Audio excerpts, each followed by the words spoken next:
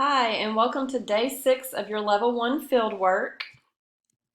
Today what you'll work on is identifying Ray's interests based on the assessment section and previous case information, and make sure you document your thoughts and your findings on the clipboard, and also demonstrate the ability to apply the occupational therapy practice framework by describing Ray's performance skills.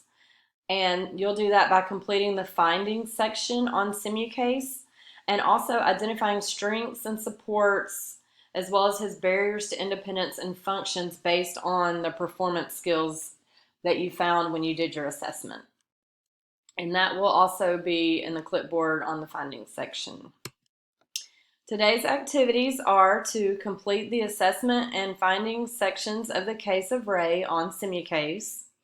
You want to describe Ray's interest and performance skills as reflected in the case thus far, and make sure that you document all of this on the clipboard.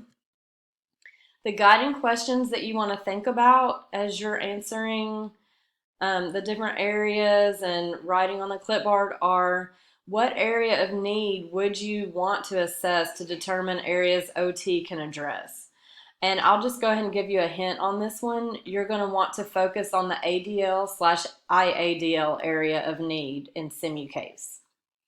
Also, what assessments are applicable to evaluate Ray under the ADL/IADL area of need?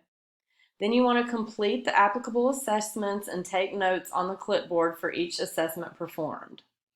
Report the results of each of the assessments on the clipboard.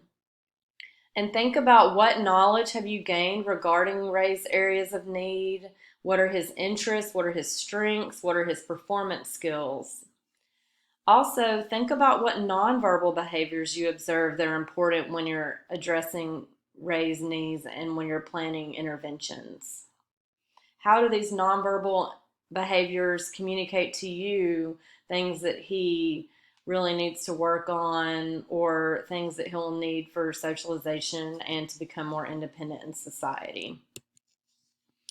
Also, I want you to think about your hypotheses that you did yesterday and talk about how, after you assessed him, how did this information influence the problem list and hypotheses?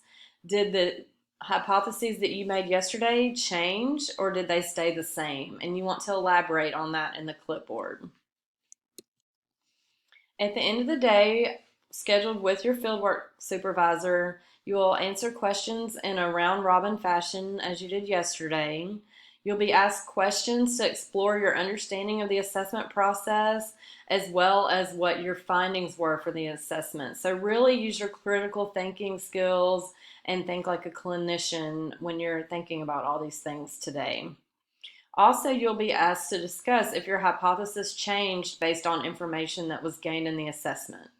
And also think about why it's important to have made those hypotheses in the first place. By the end of the day today, what you need to be able to turn in is the assessments and findings sessions where you documented everything on the clipboard, where you talk about Ray's strengths and supports based on the performance patterns and all your findings. Have a good day.